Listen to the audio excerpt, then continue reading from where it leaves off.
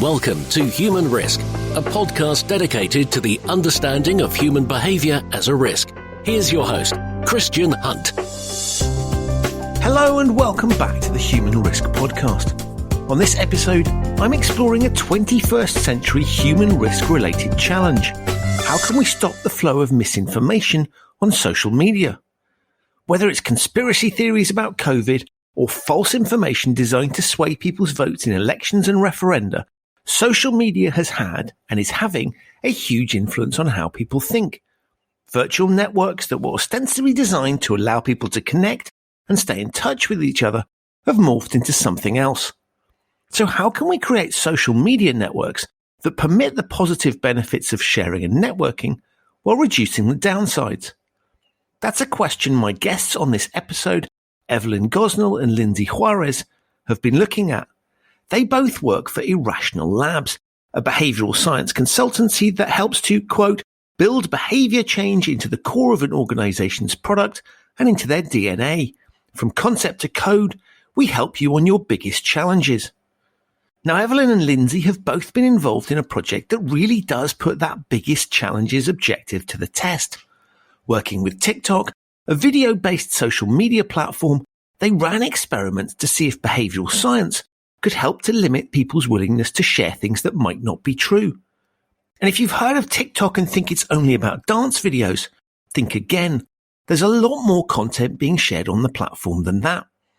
The project with TikTok involved designing a series of prompts to help stop the spread of potential misinformation. As Evelyn and Lindsay explain in our discussion, these prompts were designed to highlight to TikTok users when the information they were about to share was unverified. The idea being that a warning would give people pause for thought and that they'd be less likely to share things that might not be true. What's amazing is that they managed to successfully reduce the sharing of flagged content, that's things the platform couldn't verify as being true, by 24%, which, when you think about it, is pretty impressive because social media is social. There's a clue in the name. It's specifically designed to make it easy to share things with other people. So intervening to discourage them from doing so in certain circumstances while not undermining the reason they log onto the site is a complex challenge. In our discussion, we explore how Evelyn and Lindsay went about designing the intervention, what they learned from it, and where they see the future potential for further work in this area.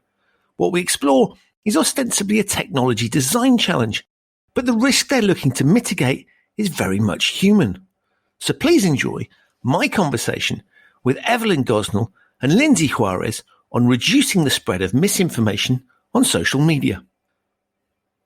Evelyn and Lindsay, welcome to the Human Risk podcast. Thanks for having us. It's my absolute pleasure. And look, I tend to prefer to let guests introduce themselves because they'll do a much better job. So I wonder, Evelyn, if we start with you, can you just tell my guests, and my listeners rather, a little bit about yourself? Yes, I'm a behavioral scientist, managing director at Irrational Labs, which is a firm that uses behavioral science insights for good. Lindsay? I am a director at Irrational Labs, and like Evelyn said, we focus on using behavioral insights, psychologies, and making people happier, healthier, and wealthier. So I think it's a pretty noble goal. Fantastic. And look, it's an absolute pleasure to have both of you here. And the reason that I wanted to get you on, apart from the fact that I know you're both fascinating characters, was that you've just done some incredible research into a challenge I think that we all recognize, which is, in simple terms, is relates to the spreading potentially of fake news on social media. And I wonder if you can just to tell the listeners a little bit about the genesis of the research that you did and what you discovered. Yeah, that would be great. So this is a project with TikTok, which, if you've ever used TikTok, is this really surprisingly addictive video platform. You scroll through, and our understanding of it was that this is mostly a place for fun, but there is sort of this undercurrent, this presence of sort of misinformation or videos that present content that may or may not be completely accurate. And so TikTok was obviously concerned about this. I think many social media platforms struggle with this problem of misinformation. We've been seeing policy changes and design changes that are intended to sort of curb that spread. And that was one of the things that TikTok wanted to do with us. And so we collaborated with them to design an intervention on videos to curb the likelihood that people would watch the video to completion. So trying to stop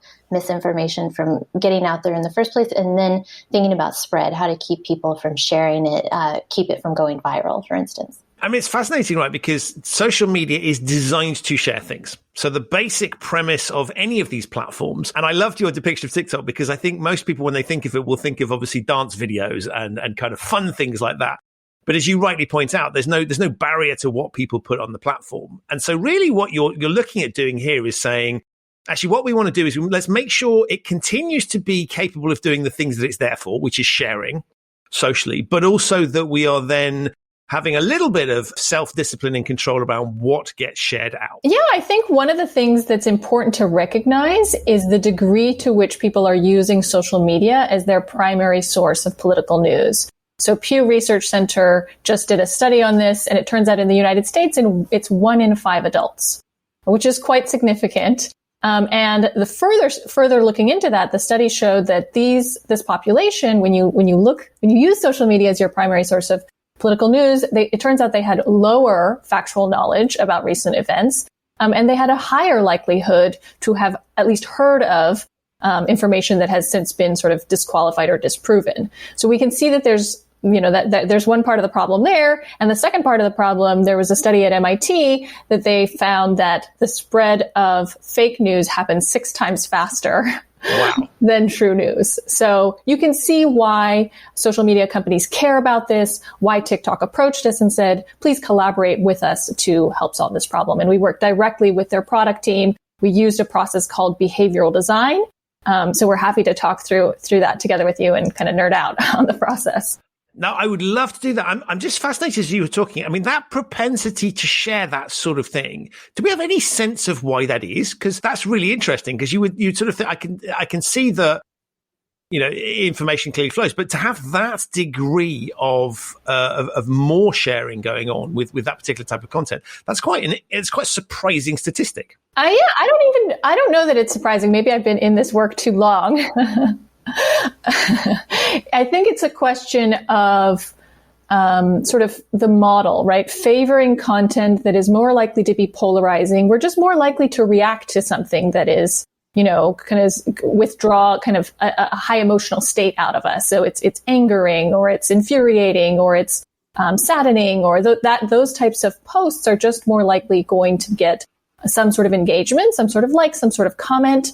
And then because we have built a model that is built on engagement, and we can talk a little bit about that more, but that basically means that the algorithm is going to favor and push that content further. So it's almost sort of the nature of it is taking full advantage of the features of the platform. So if you were looking to say to find a mechanism, it's a very powerful mechanism for sharing exactly this sort of thing, and therefore you can see where the problem arises. And you said that you obviously the problem's been identified, but to talk us through a little bit of the thinking around how do you go and solve that problem? What are the processes that you go through to identify a solution for that?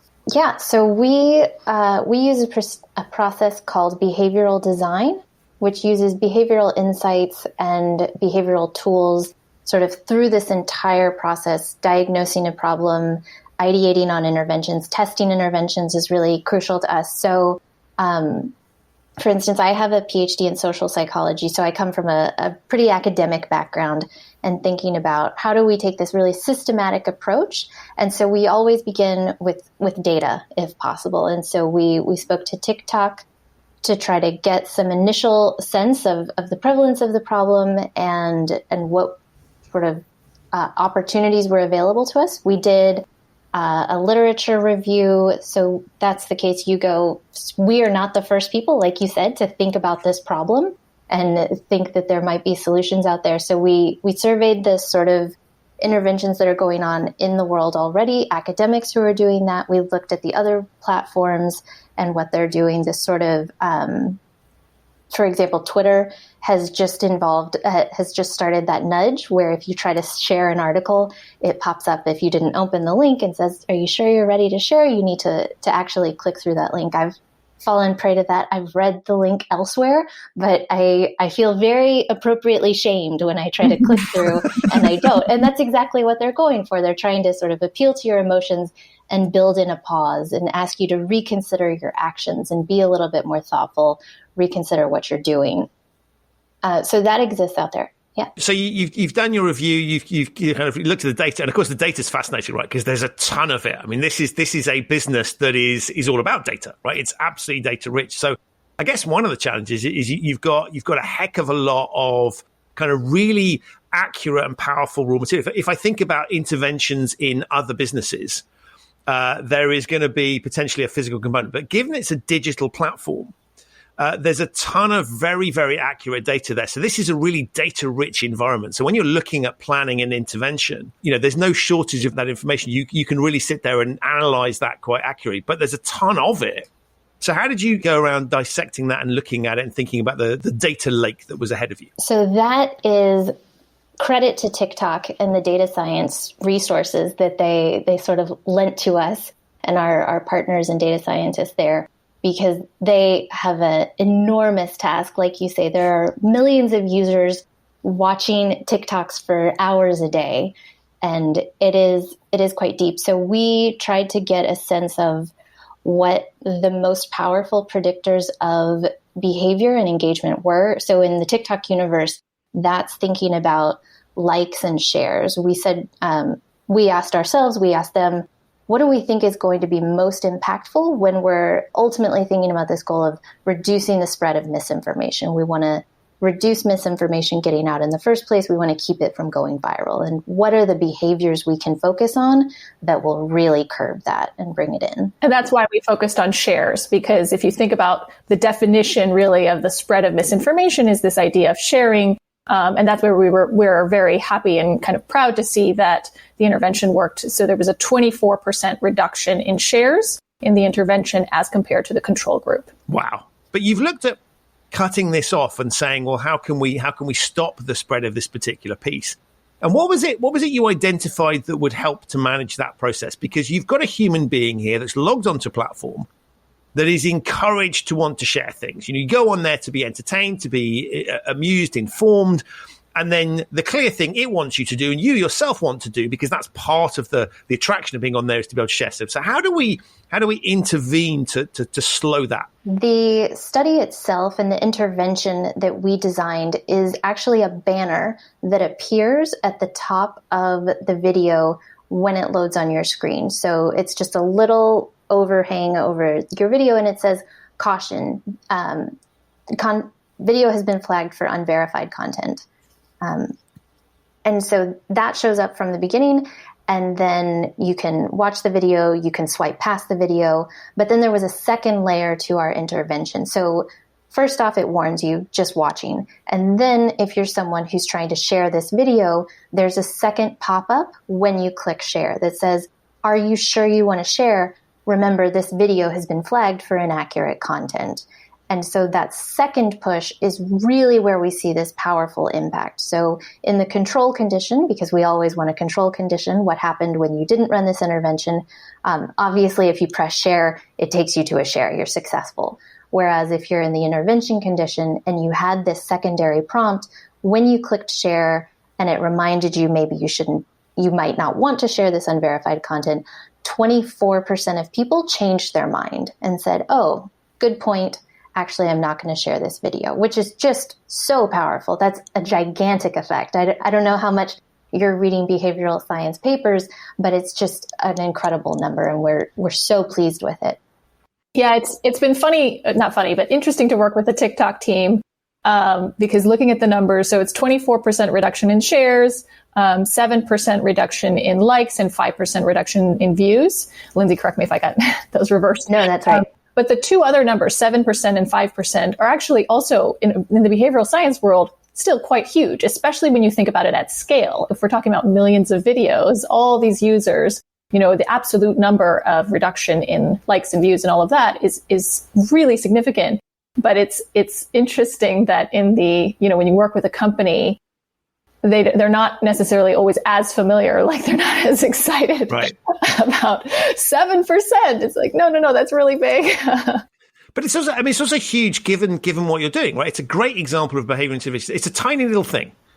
So it's just literally, to use the term, right? So it's literally a little nudge that says, actually, are you sure you want to do this? And the bit I find really interesting is when you look at both of those parts of it, you're not just intervening at the point of sharing, you're also flagging up the individual as they are watching it. So in other words, as they're consuming it, that all may not be well, that they should be incredibly cautious. And so I think it's interesting that you've thought about that piece, because then you're not just looking to impact the sharing, but you're also looking to impact their own understanding of it and helping them understand the context of what they're looking at.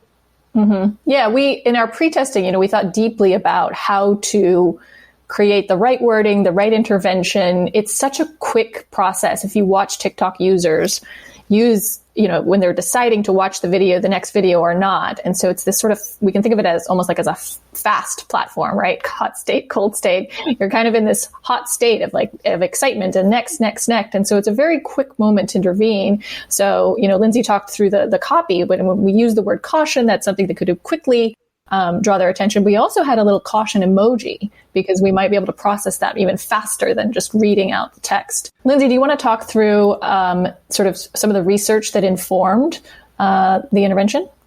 Mm-hmm. Yeah. So we stood on the shoulders of giants. There are many academic teams that are focused on misinformation and curbing the spread. A lot of people obviously are interested in reducing this. But there is a group out of MIT, David Rand and his collaborator, Gordon Pennycook, who is in Canada somewhere. I'm also in Canada, so I should know specifically. But the two of them have done some incredible work with field studies, with academic studies, looking at what helps reduce the spread of misinformation. And they have this really beautiful study with Twitter users where they found that just prompting someone to think about accuracy changes their behavior, their willingness to share false headlines or news from an untrustworthy source. So I think this is a really interesting human phenomenon. Chris, you said this earlier, thinking about when we're on social media, when we're sharing something, there's a lot of different emotions going on. So when you survey people, 73% agree that accuracy is one of their top priorities in deciding what sort of content to share. But then when you're actually in the moment, to Evelyn's point about sort of hot state and emotions, when you're on a platform, it's not just about sort of being the factual news reporter for your family. It's about making sure that someone's going to like your post. They're going to laugh at it. They're going to engage with it in some way, right? That's why I'm on social, is to talk and connect and have to be people, social, right? Exactly, right? I don't want to just put this thing where people are like, well, yeah, true, good, go on. And so that would be a really dull thing. It'd be so boring. It would be terrible Right. if everything were true and emotionless. And so people have these other things that they're considering and that they're weighing when they choose what to share. So for instance, they, Rand and Pennycook ran a study where they asked people to rate the accuracy of headlines and then to report how likely they were to share it. And even sometimes when people said, yeah, I know this probably isn't true, they said, but I'd still share it. But what you can do is you can remind people in the moment, actually remember that you care about accuracy, that this is something you value, that you want true information out there.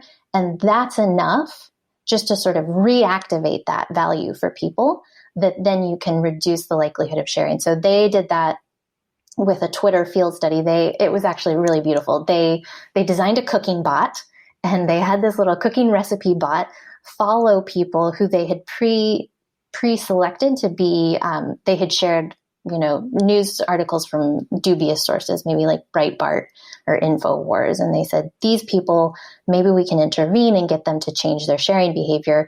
And so the bot followed the user followed back. And then at that point, the bot can DM this Twitter user and say, how accurate is this headline? And they just sent a little photo. And it actually didn't matter if they read the article or responded. It was just about, again, dropping this idea of accuracy back, making it salient for you again. And they saw this dramatic reduction in the subsequent days in whether or not those users were sharing news from, those dubious sites again, or something like the New York Times or CNN or something that's a little bit more reputable. So we built off of that intervention, just thinking, how can we get someone to think about accuracy again in this really quick way? Because TikTok especially is a quick platform. It's very visual, it's fast, it's fun. And so you're looking to trigger something that a lot of people would say, not everybody clearly, but a lot of people would say that they would naturally do anyway. So you're trying to pull out a sort of naturally intrinsic motivator that lots of people have, or lots of people think they have, shall we say, and trying to sort of make that salient at the point at which it's relevant, both for their own understanding, but also then for the act of sharing.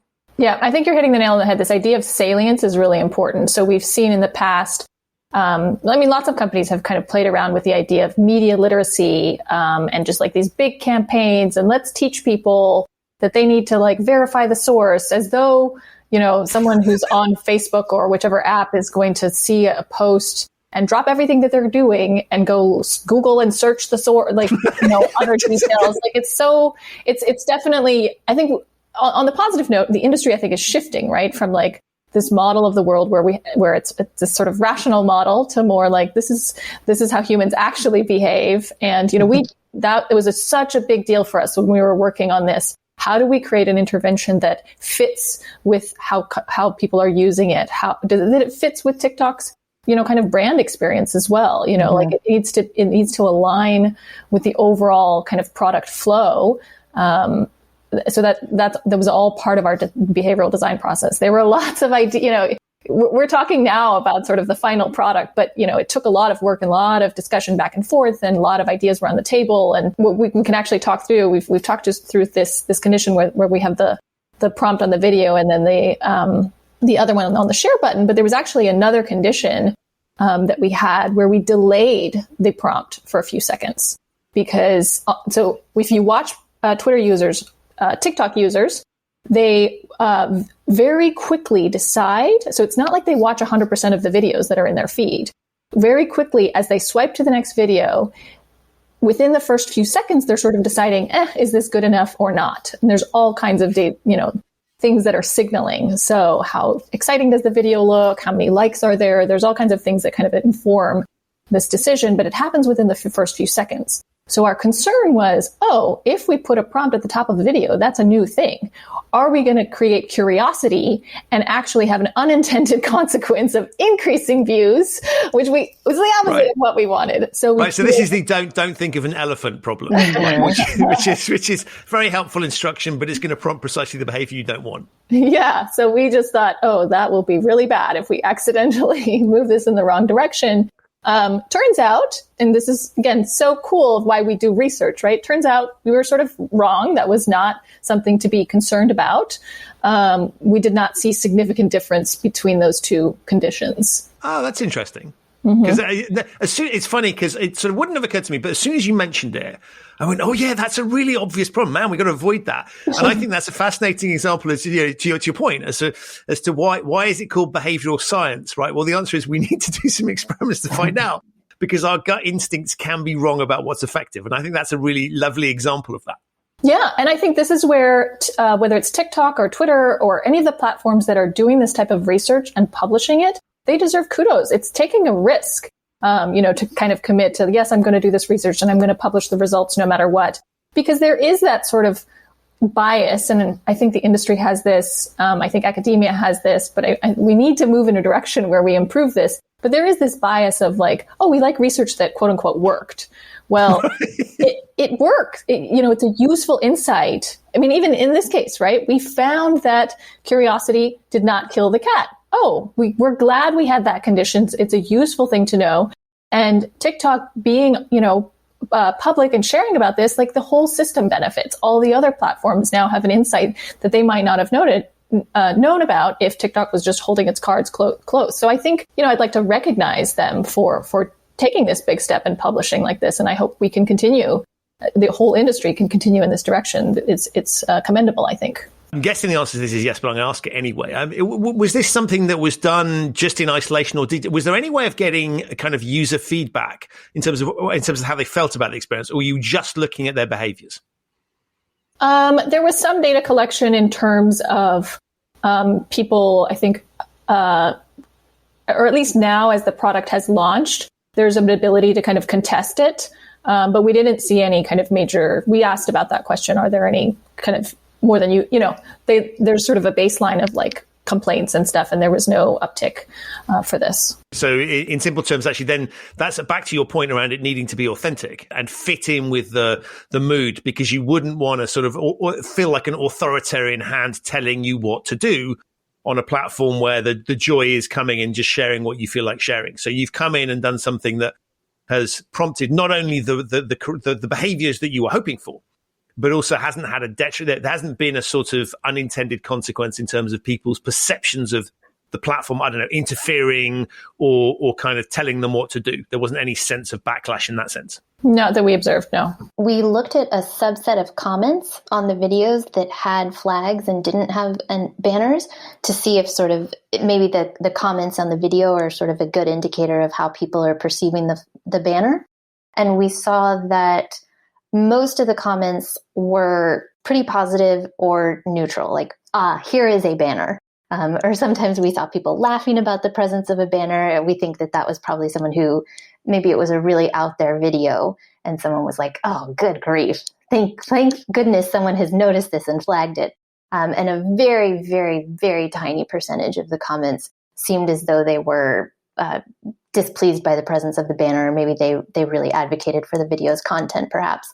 But again, I think people are glad to see that the social media platforms are engaging in this sort of curation or guidance, just trying to make sure that misinformation is not taking over what should be a really positive place. And it's probably worth just picking up. What we're talking about here is unverified content. So it's not something, it's not taking a political position on something and saying that's not an appropriate message. What it's doing is saying we don't know if this is true or not. So, and I think the examples that you've looked at are things like the incident at the Capitol building in Washington, where it was kind of breaking news. And so there wasn't time to fact check or do any of these things. It's literally catching things that, because of the nature of social media, have a tendency to appear there. And so what we're focusing here is things that we just don't know. And that's the bit you're flagging up. Yeah. And there's two parts actually of the, I don't want to say intervention, but sort of TikTok's approach. And I think both are, I guess I'm biased here. I'm like, yeah, both are right. We worked on this. But there was one bit that they had that predated sort of any of our collaboration, which is on TikTok, there's two feeds. So there's the sort of For You feed, which is like algorithmically determined. And so based on previous things that you've liked and watched, it kind of gives you lots of different videos. And then your follower feed, like that is people that you are following. And so whenever a video gets this kind of flag of being potential misinformation or at least unverifiable, it automatically moves. It's no longer in the For You feed. So that reduces a ton of eyeballs, of course. So it's basically algorithmically defavored or unfavored or whatever the term is. Obviously, the content has to start somewhere. Is there any difference between degrees of separation from the source? Is there any change of is this something you looked at in terms of the impact of the intervention at an earlier stage, a later stage, or is it fairly consistent, or is that not something that was looked at? Yeah, that's a great question. We do not have data that speaks to that, whether something is sort of flagged at the beginning, or is it better to intervene once it's sort of built up a following. I think my intuition would be that the earlier you can get it in the chain, the better. But we don't have that information specifically. I was also wondering as to people's propensity. I don't know whether proximity to the source matters in terms of your perception of it and how one might feel about that. So I was thinking more about your commitment to sharing it. If it's come from, well, maybe you don't, maybe you wouldn't even recognize how far it had come down the chain at that point. You're just literally, you're taking it. All you're caring about is where you've got it from. So, I mean, maybe actually that's not a relevant question, but I'm just sort of intrigued as to information flows and how does that matter to us? Yeah. Yeah. I mean, I think the really typical sort of good academic response here is like more research is needed. But I would love that. I mean, I would love to have access to information about sort of just even the depth of the relationship. So again, we're only concerned about, there's always a relationship between the two. One is following the other. Because the flagged content gets moved from the generic kind of algorithm based stuff. So if we're looking at there's always a follow relationship. One question that would be fascinating to look into is, what is the depth of the relationship? To what extent, let's say it's Lindsay and me, right? Lindsay is following me. Or let's say that's one data point is, are we both following each other? Second data point, for how long? Third data point, of the videos that Lindsay posts that I see, what % of them do I like? There's all kinds of things that we could look at here that I think would be really fascinating, and we would nerd out over if we had access to this. And I'm really intrigued by, having both spent time looking at this topic, what impact has it had on you in terms of how you look at social media and you think about sharing things? Are you now much more cautious? Maybe you haven't even noticed. Maybe we're in boiling frog territory in the nicest possible way, and that you haven't got. But I'm just intrigued. Has it changed the way you look at these things? For me, I think the most obvious answer that I have is just, it changes how I look at social media companies trying to do this work. So I think anyone coming from the outside, we just hear these voices very loudly that, social media is evil and they're doing all these bad things and it's a big problem. And we see trends, right? People leaving Facebook, and I think some of that's quite fair. I think there are valid reasons for people to have this kind of anger and concern, and taking actions accordingly. What I will say is that working together with this team, who are very, the TikTok team, the team that we worked with, they're just such well-intentioned, smart, dedicated people. And this is a hard problem to work on. I wouldn't even say solve. We're not going to solve it, but it's a hard problem to work on. So having gotten into this work, I have more appreciation for how hard is it? How do you label something? Is this misinformation or not? Like, we looked at real cases, and more than not, it's not necessarily always clear where is that line between freedom of speech. And I think, and the interventions, there's so many different points that you could touch. Which one do you prioritize? You can't do every intervention all at once. So we had lots and lots of ideas. We came up against all kinds of product constraints, timeline constraints, all of those things. That's very real. You have to convince various people, this is the intervention and this is how you got to build it, and here's why. And, the way that you are thinking of it right now, no, that's not going to work for this reason. So all these negotiations have to happen. It's hard work. And so I think, long-winded answer, I have just more appreciation for the people doing this work. I think that's a really interesting depiction, because as you say, it's very, very easy to, they should just be doing this. And of course, this is a very loosely defined thing. And it's interesting because as ever with these things, it's fine until it impacts me. So I don't want stuff I disagree with to be shared out there, things that are awful. But equally, if it suddenly if the rules that you created to do that impacted the things that I would like to share, then, that would be, that's an issue. That's censorship. And I find there's a really fascinating balancing act here, where it's not just the underlying challenge of intervening. It's also people's perception of what you're doing. And so there's this double layered challenge that you've got of how people would feel about that and how people would feel about intervention. So everybody would say, we want them to do the right thing. There's an ethical question here.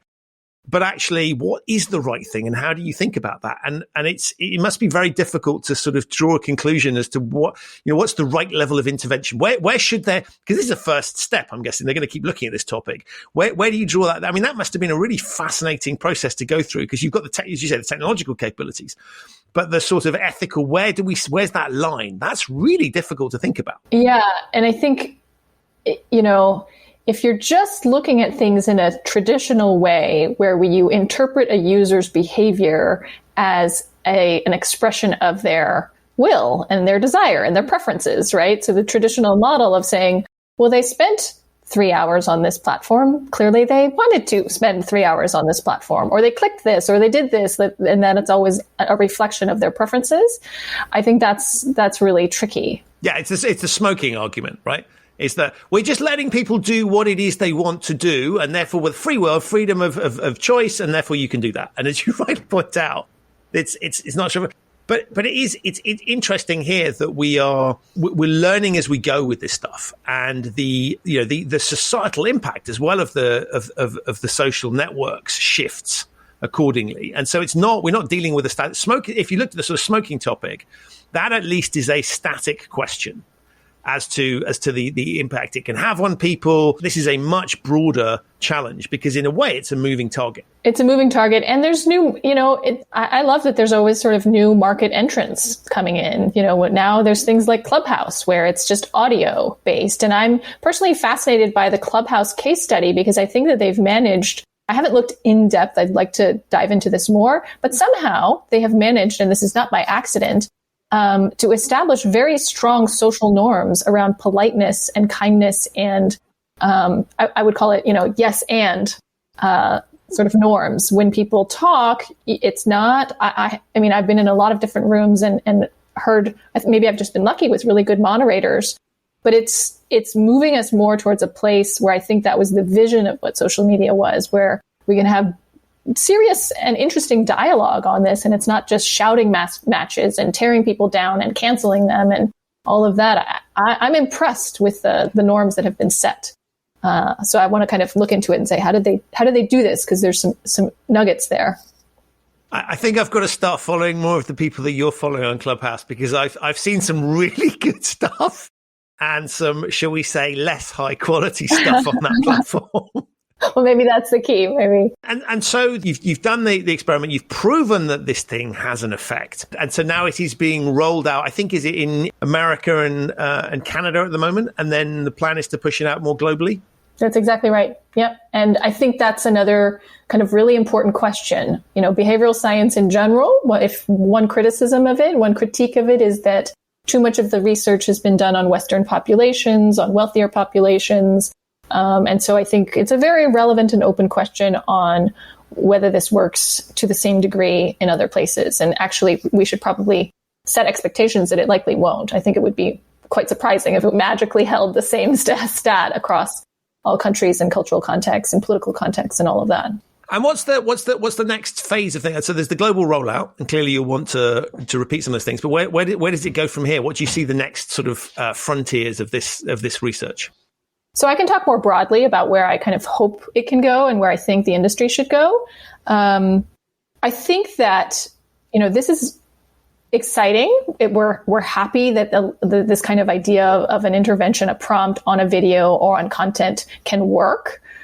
Great, right? It worked. 24%. That's amazing. No, I love that because on the face of it, you kind of go, sort of there's a little bit of me going, we need to solve this problem. Mm-hmm. And you kind of go, I really hope they can find a way to do that because I sort of look at social media and go, on the one hand, I can see the awful side of things.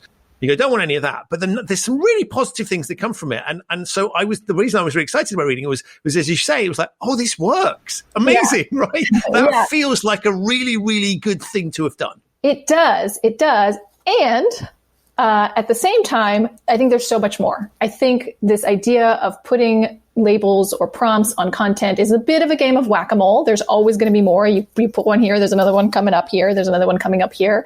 And so I think that there's just opportunity for all of the platforms to just be thinking really creatively and about how do you take big swings?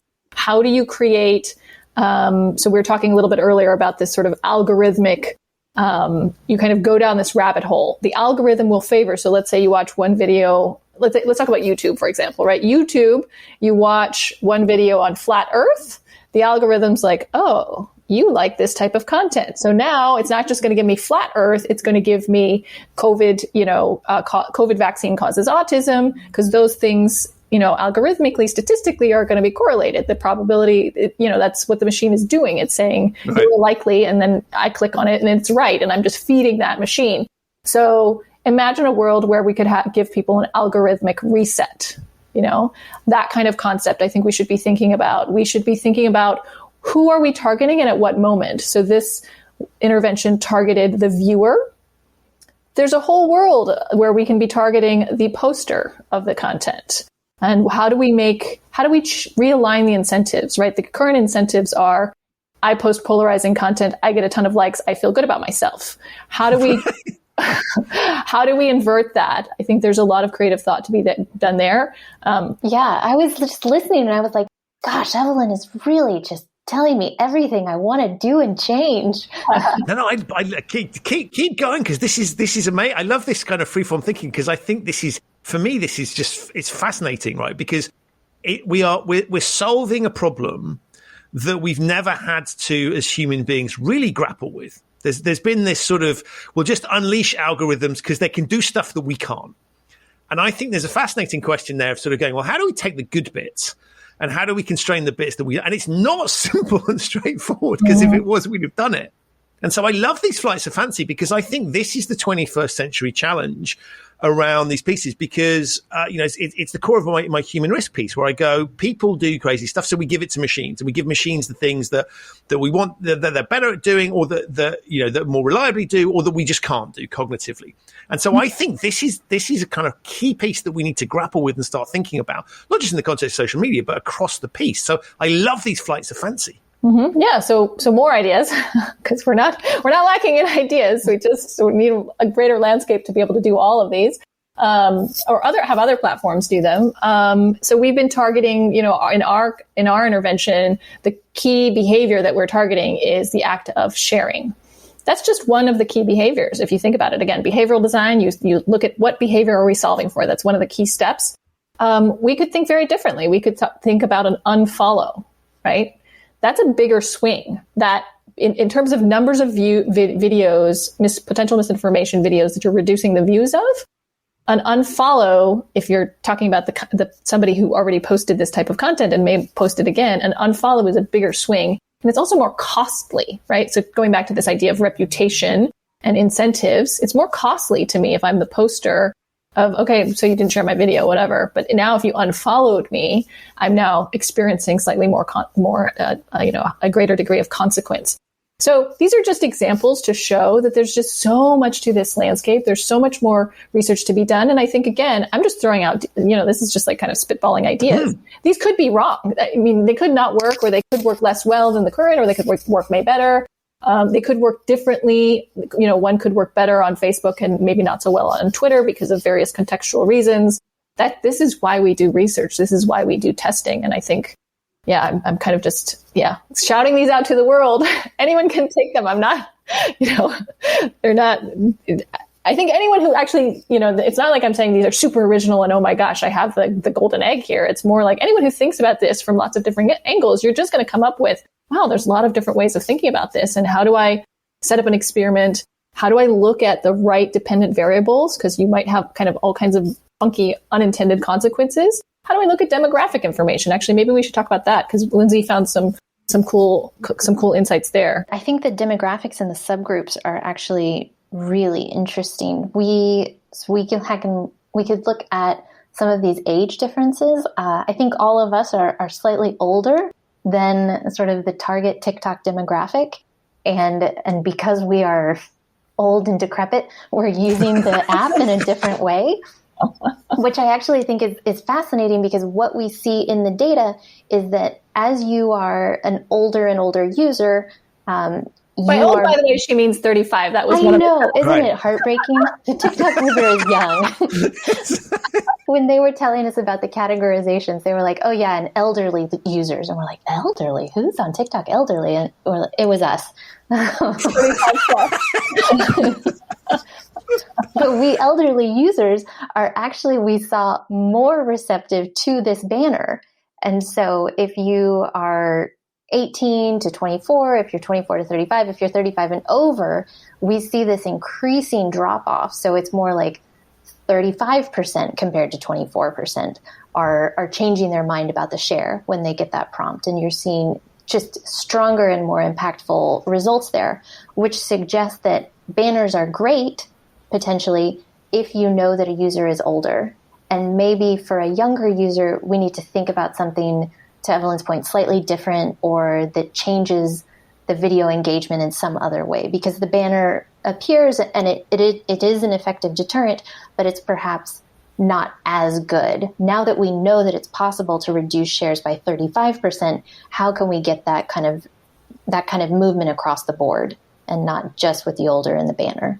Could we do more? Yeah, that's fascinating. Have you got a hypothesis as to why that might be? I wonder if some of it is norms and sort of what we as sort of longer term users of social media expect, and the sort of guidance that we're willing to take from a platform.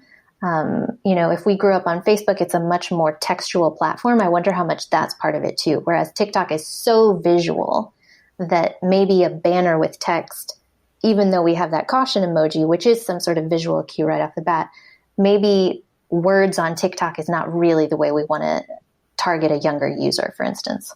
Yeah, and I would be super curious. We don't have this answer at the moment, but I would be super curious. I would love to look at the results on. So we have one hypothesis that the like count informs the choice to continue to watch that video, right? As I described, users decide very, very quickly. And I think they use, some quick heuristics, rules of thumb, and one of them is the like count. So one hypothesis, again, I could be totally wrong if we looked at the data, but one hypothesis would be that the like count has a bigger effect on younger users than older users. I could be wrong, but I think that's the type of thinking that we want to be exploring and saying, like any kind of behavioral science intervention, there's no single silver bullet that's going to work for everyone. Very often you kind of need a combination approach. So you're just unpicking that hypothesis. So you're basically saying, and this is very crassly phrased, but it's sort of younger users are more susceptible to social proof would be the line of thinking that you're going down. And therefore that matters to them. Whereas maybe I'm older and I care less about that. Potentially, yeah. That would be my hypothesis. But, I've been proven wrong plenty of times before. It's a fascinating question, as you say. And the more I hear you talk about this, the more you start to see the permutations and the variables. Mm-hmm. And I come back to that point around getting a handle on this piece, right? Because while the platform is in control, it must be really easy for them to control. And of course, technically, TikTok does control the flow of data and information on its platform. But as you say, it's sort of understanding what is driving that flow and the humans behind it. So when we think about, yes, of course, the algorithm is responsible and we tend to pin things on algorithms. But actually, as you say, underpinning it all is a human being making a decision. Now, it could heavily influence decision in some cases, but it's fascinating because it does come down to individual behavior. And we tend to, when we talk about social media, the talk is always about the platform.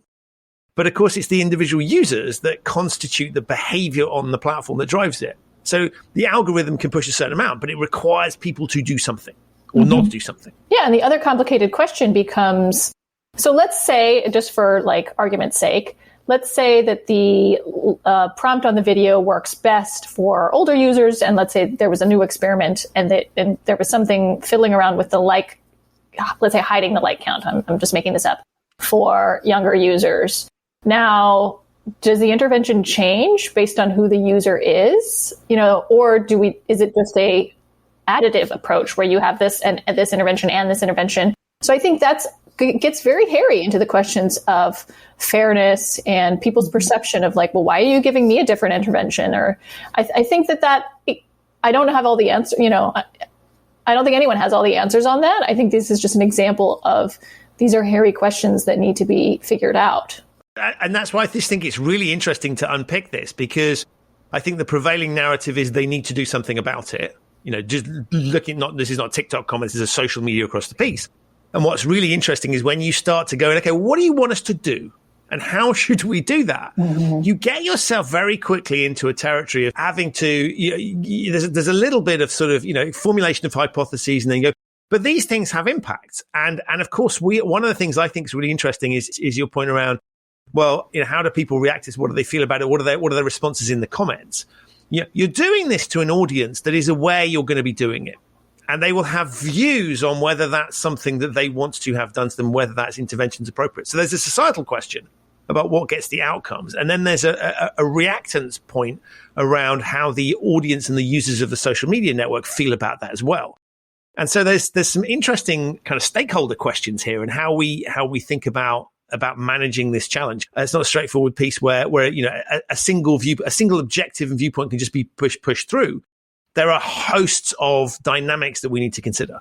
Absolutely. I think the Twitter example is probably the best one. Deplatforming Donald Trump had one consequence of lots of people leaving Twitter to go to Parler and various other conservative apps, where maybe now they're not going to put a label on things when it's misinformation or things like that. So big picture, what do you do? I think, again, back to my point earlier, I just have much more appreciation for the complexity of this work and what happens, all the consequences of one particular behavior and action, and how challenging the work really is. And I think, when one takes it then into the realms of, well, social media ought to be regulated, that starts to become a really interesting question because you as you rightly pointed out, an intervention on platform A may not work on platform B for a whole host of reasons, the way the thing's set up, the audience it has.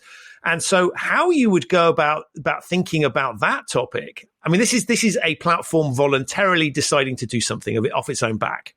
And I'm sure cynics would say, well, they're only doing it because of regulatory pressure. But actually, you've identified it's clearly something they care about because the effort involved in doing this sounds enormous. And they've brought you in to think about it. And I find that really, really interesting when one thinks about the broader piece about how would you, if you were to regulate social media, how would you even start to do that in a manner that didn't almost unavoidably have unintended consequences? Yes, and I think one of the questions that I think tends to be missing a little bit, or maybe I'm just not seeing enough of it, in these discussions is how do we create rules that work for everyone? Meaning, let's say we create all these kind of laws around third-party fact checkers, et cetera, et cetera. I've some concerns around creating a system that favors the largest players who have the most money to throw at it. And, we don't want to live in a world where it's just a Facebook monopoly. We want to give... Right. We want to have thriving other platforms who can do better than Facebook, that can come up with better, models. And I think if we create a system where the biggest player just can throw a ton of money at something and no one else has that leverage, I think it gets tricky. Again, I'm not saying I know what the answers are here, but I think we're probably too much of the laws that are being or like the rules that are being proposed kind of only think of, well, let's solve for Facebook. Let's solve for like the big guy in the room. Well, hold on. Are we now going to favor the big guy in the room? Yeah, and that's it. Because my background in banking is the same thing, right? Is you focus, you go, we don't want these big banks doing X, Y. And of course, you're right. The larger the platform, the easier. I mean, okay, the bigger problem you have to handle potentially, because you've got more users, but equally your ability to do that, and also your track record. And I think there's an interesting thing here where sort of the younger the network, yes, you're gathering data every second, but you've got much less to depend on, and so the incumbents at scale have a tremendous, as you say, regulatory advantage that then becomes a barrier to entry in the space. And so one of the, which of course then creates a disinformation risk, because you've then got less pipes where there's information going through. Give people one TV channel and only one TV channel to watch, and we know what happens. And so I think that's a really interesting societal question about how we get a handle around this and think intelligently about handling it. And so you've sort of, I think your research has kind of opened an interesting Pandora's box that we need to open and think about. And yet, as you say, it's not as straightforward as we might like it to be. Yep, I have nothing to add there. I agree. So, look, we've gone to all sorts of, as often happens with this podcast, we've gone to all sorts of interesting places. Is there anything else that amazed you that we haven't picked up on that we ought to sort of flag up to listeners? I think those are the main things. I think, again, I said this earlier, but I think we should just be recognizing the platforms who are doing this kind of work. Because one, it's wonderful they're using research-based insights, right? They're not just starting from scratch. There has been work. There has been a lot of academic effort here, and we should be using those insights. I think it's wonderful to take this sort of testing approach. And I think it's wonderful to be transparent about it and publishing the results and sharing to the public, to other platforms. So I'm generally quite kind of, I guess, cautiously optimistic about where this is going. Wow. I love that. What a fantastically positive note to end on. And look, thank you, so much for coming onto the podcast and producing some really, really interesting insights. I've learned a lot, and I know my listeners will have done as well. I will put links to the research and all the other pieces and connections for you into the show notes. So thank you so much, Evelyn and Lindsay, for appearing on the podcast and sharing some amazing insights. Thank you so much for having us. Thank you. So that's it for another episode of the Human Risk Podcast. My enormous thanks to Evelyn and to Lindsay for appearing, and to you for listening. To find out more about the work that they did with TikTok and Irrational Labs, have a look in the show notes. There are links to both of those there. If this is your first time listening to the Human Risk Podcast, welcome. You can subscribe wherever you get your quality audio content. It's available on all of the major podcasting platforms. If you like the show, then I'd be incredibly grateful if you could leave a 5-star rating and review for it on whichever platform you're using. It really does help. If you're interested in finding out more about human risk, including the Human Risk newsletter and video channel, do visit human-risk.com. I love hearing from listeners, so please do get in touch with me if you've got feedback or thoughts on potential guests for the show. I'll be back very soon with another episode of the Human Risk podcast. But in the meantime, stay safe and be careful what you share on social media. Thanks for listening.